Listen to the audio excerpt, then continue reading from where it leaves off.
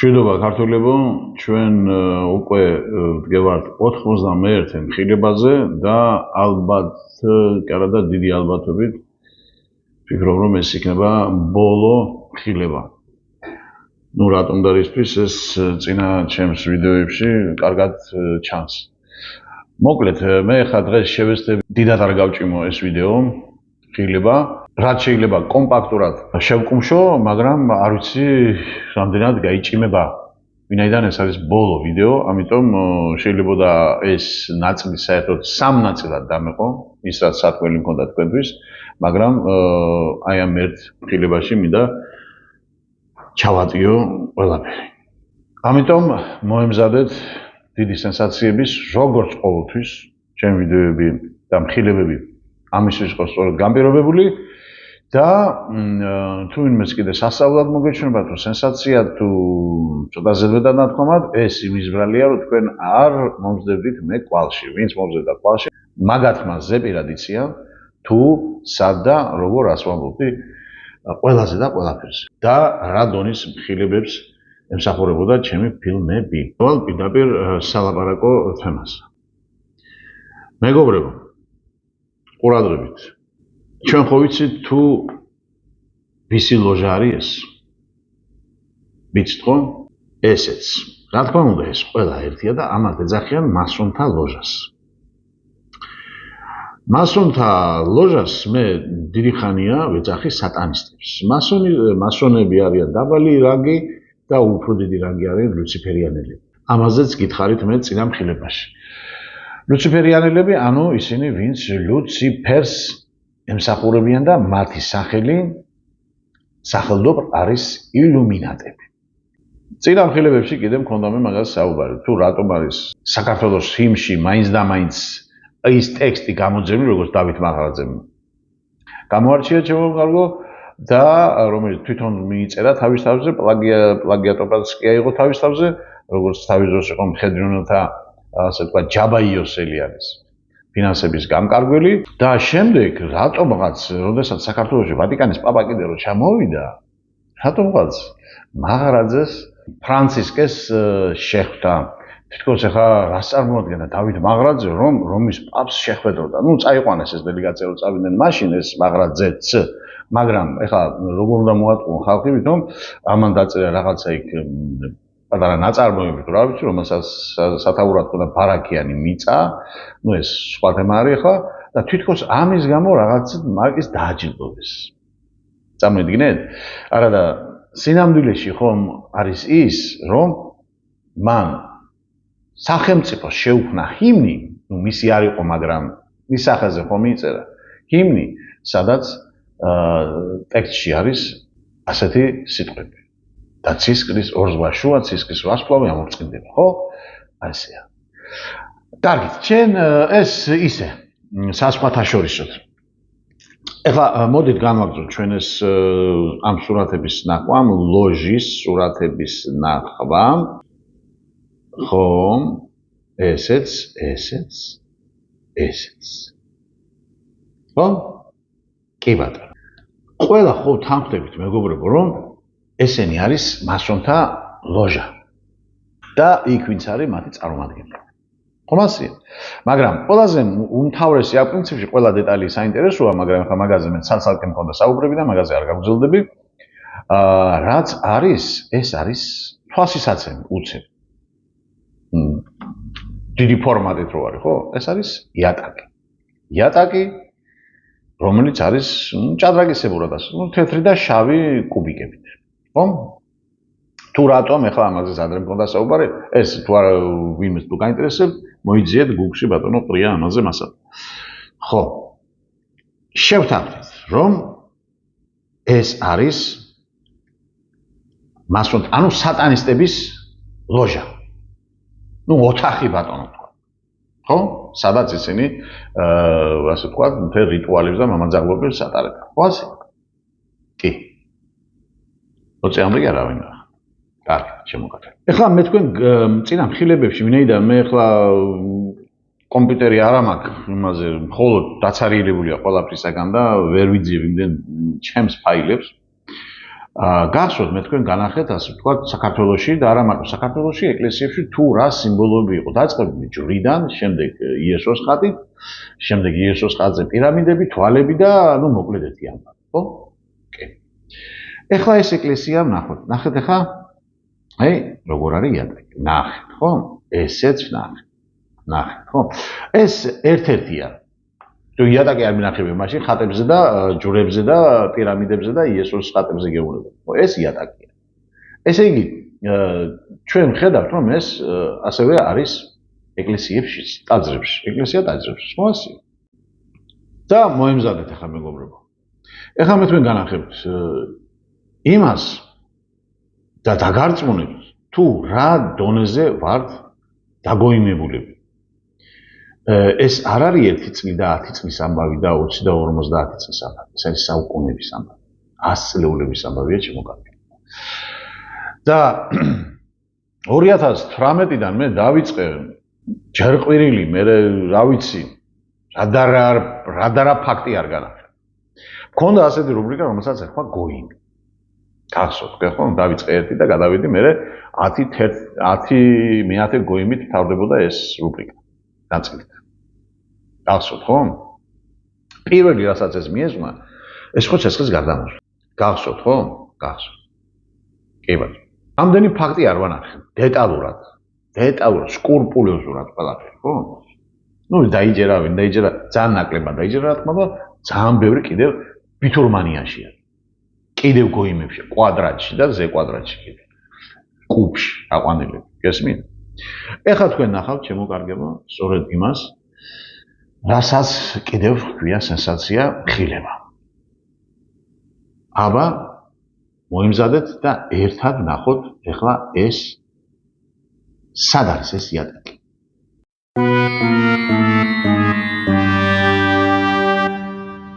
გეცნოთ, ხო? გეცნოთ, ხო? გეცნოთ, ხო ესეც? აჰა, ეს არის იერუსალიმის აღდგომის ტაძარი. იქ, სადაც მთელ მსოფლიო სახრისტიანოს და არა მარტო სახრისტიანოს აბიტურებენ იმით, რომ აქ გადმოდის რაღაც ეციური სხივი და მე ენთება სამთელი და სიაფანტობა, მამაძაღლობა და ერთი ამბავი და გოიმები ისე მიდიან, კუბში და კვადრატში აყვანილები მიდიან იქ და ერთი ამბავი და კიდე ჯერად რაღაც ამ ზღაპრების. ეხლა მე აქ რაღაც იატაკი ვნახეთ, მაგრამ მე ხო განახეთ ეხლა ამას წინ, ხო? აი სურათები. ხო განახეთ? ხო. რა ვთქვი? ეს არის მასონთა ანუ არც არის საჭირო. ეს არის სატანისტების სარიტუალო შენობა. და ეს კიდევ შემოკარგება. გახლავთ სწორედ იმ სატანისტების სარიტუალო შენობა, საიდანაც აბრიყვებენ თემს მსოფლიოს. დღესაც წარმოვიდგინე 2000 წელი გავიდა და საბრიყვეს კიდეც ჯერ ასეთების. რომ აქ ხდება ის სასწაული, რომ თურმე წელიწადში ერთხელ ღმერთი აკეთებს სასწაულს და მეორე სასწაული კიდე ის არის, რომ 2000 წლის შემდეგ კიდე მეორე სასწაულს იმას გააკეთებს, რომ 2000 წლის შემდეგ ისევ იმ ადამიანს იესო ქრისტეს ჩამოიყვანს ღრუბლებიდან. და ამან და იმას შორის თითქოს ღმერთი არ არის ამ ქვეყანაზე. მე აღარ ვამბობ წელიწადში ერთხელ რო არის და 364 დღეში რო არ ყოფილა თურმე ღმერთი და სასწაული ხო? ხო?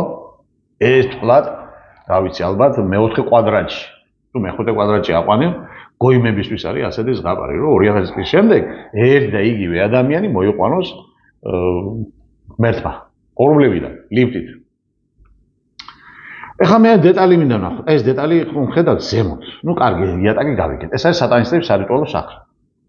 ჭერზე ვნახოთ ეხლა რა რაც არის, ხო? ჭერი, მოდი ვნახოთ ეხლა აი ეს რაღა უნდა, ნუ მზის სხივია, ხო, თითქოს აღძღვიალებული მასში. შიგნით რა არის? შიგნით ნიშარი დატებული შავი, მაგრამ ეს არის ხო თვალია. ეს ხო ის თვალია, რომელსაც ქვია ყორისხედველი თვალი. ეშმაკის. ამაზე მე რამდენი ნაწილი მაგ დადებული ვინიც. აი უფრო ახლოდან. დათვალეთ თუ გინდათ რამდენია. აი ნახეთ ზემოდან ის ცარო ჩანს, იქ თვალი რა აშკარად არის, ხედავ? ხო. აი ეს, ნუ ეს სურათი კიდე. სადაც აქ ეს სამი ძელი რო არის, ბოძი რო არის და ეს ვ რო არის, აქ ამას ცალკე ხარ მაგაზე ძალიან შორწავად.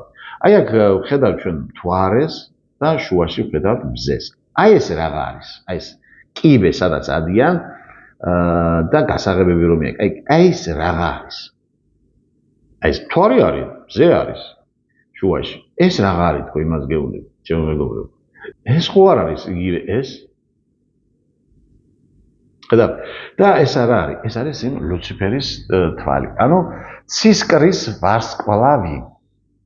ეს არის ის ცისკრის ვარსკვლავი, რომელზედაც მაღრაძე, ასე ვთქვათ, მაღრაძე მაამღერა და მღერის მთელი საქართველო.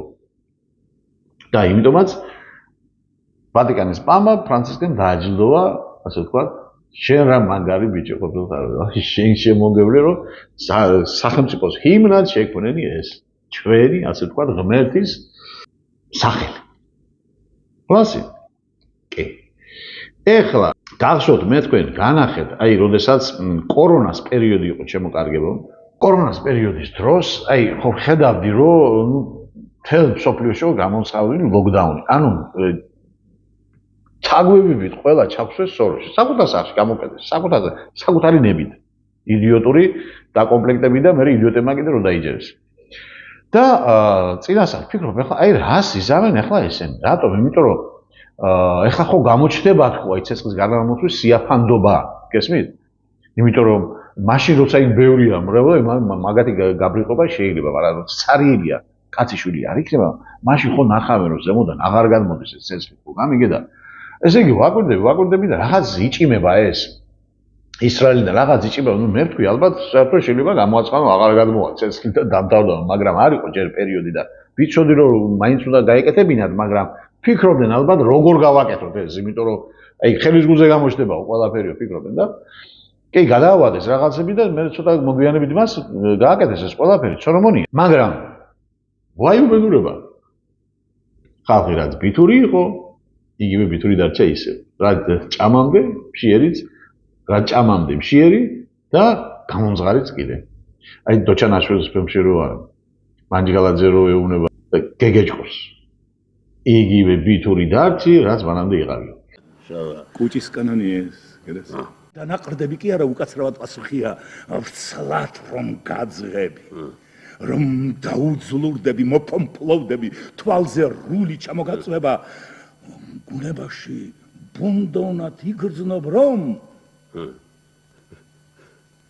ისე ვის ბითური ხარ, რაც მანამდე იყავი, ხინკლის ჭამამდე. კუჭის კანონი ეს? ნუ კარგი, ეს ხო ნახეს ყველაფერი, მაგრამ ხალხმა მოიზრა ვერ გაიგო, მაგრამ ეხლა მინდა მეორე რომ ფაქტი ვანახო. აი ეს რომ მოდის ეს ყველა ლოცულობს და მოსიყრის ხოლის შემძლე ღმერთის წინაშე ადრიანი დილით არ მოყოლებული მზის ჩასვლამდე ყველა ლოცულობს და ამ მოვლენას მეჩეთის ემირიც ესწრება. აი იწყება ეს პროცესია. ეს ხალხი რჩება მათ სანამ თავის ადგილზე რჩება მანამ სანამ არ იხილავენ თეთრი ცეცხლის მსგავს სინათლეს, ანუ რაღაცა სინათლეზე, რაღაცა ცეცხლზე აქვს საუბარი, რომელიც ჩვეულებრივი ცეცხლისაგან თვითონ ეს არაბი მუსლიმი იურისიც განასხვავებს.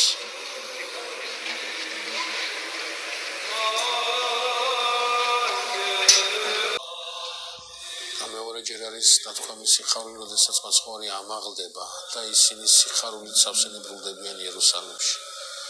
ძალიან საინტერესო, უფალი ამაღლდა, მაგრამ მათ უხარიათ, წავიდა, მაგრამ სიხარული დატოვა.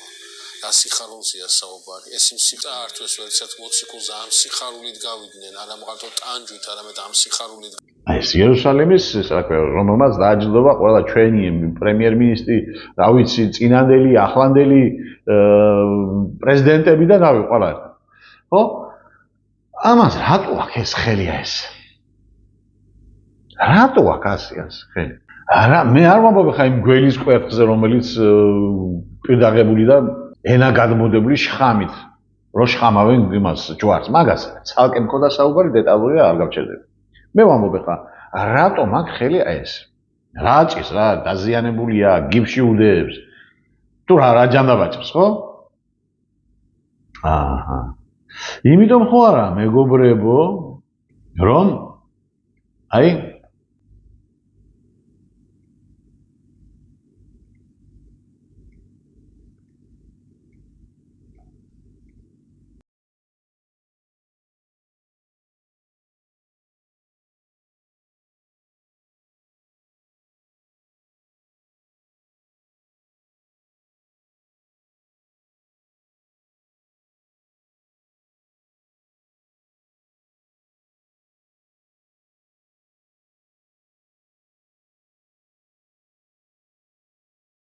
ეს ყველა მასონია.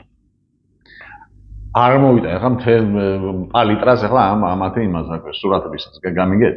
ესეც გასაგებია, ხო? ყველა არის მასონი. ესე იგი, თქვენ წარმოიდგინეთ, იერუსალიმის პატრიარქი არის მასონი, ანუ სატანისტი. ის შენობა, სადაც ეს რიტუალი ტარდება, სადაც მსოფლიოს აბიტურებენ. ეს არის სატანისტების შენობა, აღარ ვარქმევ მაგათ ტაძარს. ის კვერთხი, რომელიც უჭირავთ ამ პატრიარქებს და ჯვარი რუარი და როშხამავს, გესლავს, ასე ვთქვათ, ორი გველი იქით-აქით. ესე სატანისტების სიმბოლოა და გამოდის რა? გამოდის ის, რომ ჩვენ ვართ მაგრად დაგოიმებული, დაბრიყვებული და ამ საგოიმეთში ვართ 2000 წელიწადია. და მე როდესაც ადამიანს ვეუბნები სიმართლეს და თვალს უხილავ მათ, ესეც მithქვამს პასუხიც. მართალია, იმიტომ რომ ზოგიერთი ბევრი ამბობს, რომ ბატონო დავით მე ვეუბნები იმას, მაგრამ არ ჯერავს და ესა და ან წყინდა, ან აქეთ შეტევაზე მოდიან და რა თქმა უნდა, მე ვუთხარ, კაცო, რატო გიკვირთ? იმიტომ რომ ღამურები შეჩვეულია სიმნილეში თავდაყირა დაკიდებას და ღამეა მათი ნათელი, ასე ვთქვათ, მათი ნათელი არის ღამე. და რო შენ შედიხარ და ის რა ქვია, ასანცაუნთე ან თანარი რომ მიანატო, იგივე სინამდვილეში ნათელი რაც არის, ხო? რა თქმა უნდა, ყველა გაგიჟდება, გადაირევა, კაცო, და გაფრინდებიან თავს. ეშმაგები. გესმით? თქვენ წარმოიდგინეთ ახლა, მე არ ვამბობ ჩვეულებრივ რაღაცას. ეს არის მსოფლიოში ნომერ 1, სადაც ხდება მსოფლიო მასების ტვინის რეგულირება. როგორც მათ უნდა ისე რომ დაალაგო. აგრეთვე ახლა მე ეს სიმბოლო, რომელიც აი აქ აღდგომის ტაძარს ზემოთ რო არის, ხო? ჭერზე. ლუციფერის თვალი. ხო, ცისკრის ვარსკვლავი. 2019 წლის ხილების მე-15 ნაწილში. ამას მოусმინეთ ძალიან. ცოტა დავაჩქარებ, იმიტომ რომ ბევრი დრო არ წაიღოს. ეს გახლავთ შემოკარგებო არსენ გვენეტაძე, რომელმაც სამედიცინო უნივერსიტეტის წინ დაედგა პატარა ძეგლი. ნუ ეხლა მე როგორც კი დავინახე ეს, ნუ ეხლა ხო იცით ეხლა მე ვიცი 5 თითივით, ხო? ეგრევე მიხდი რაშიც იყო საქმე და ვინც იყო თვითონ ეს არსენის და ასე შემდეგ, ხო? მაგრამ მოდით ახლა ვნახოთ ახლა ეს სიუჟეტი, ასე ვთქვათ. თბილისში სახელმწიფო სამედიცინო უნივერსიტეტის წინ იცით ალბათ, რომ ბედნიერების ძეგლი დაიდგა, რასაც მოყვა არაერთგვაროვანი რეაქცია ბევრში. თქვენ ახლა ხედავთ ჰეპინეს სკულპტურას და ბარემ აქვე ვიტყვი, რა არის ეს, როდესაც დავბრუნდი შვეიცარიიდან და ხო იქვე შვეიცარიაში ვიფიქრე, რომ ჩემს ქვეყანაში ჭირდება ბედნიერების აღქმისა და შემეცნების გაფართოება. და ამისათვის საჭიროა საზოგადო გამოსვლები, ამისათვის საჭიროა რაღაც ლექციათა კურსები, რომელსაც დავარქმევთ ზოგადად ბედნიერების, ანუ happiness აკადემიას. ჩემო კარგო, ეს მზე, ამათი მზე უფრო სწორედ, ამათი მზე. ამათი გაგებით, ამათი სიმბოლიზაცია და აი ყველგან ეს არის. მე თვითონ სამკუთხედზეც და ყველგან აბსოლუტურად.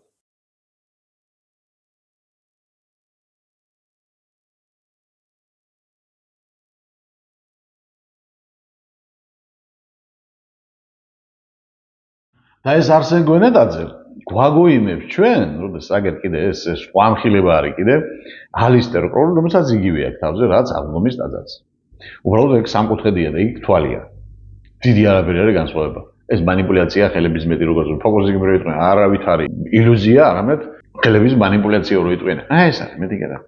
და ეს გვენეტაძე, ანუ ესე იგი როგორ არის? რაღაცა რომ მოგაწვეს, რამდენჯერ მithქვა, რაღაცა რომ მოგაწვეს, ვაშლის სიტყვაზე, ეშმაკი. აი პიპკია და შვიდი ჯუჯის მაგალითზე გეტყვი და თუ გნებავთ ბიბლიური დასაწყისიდანაც, ხო?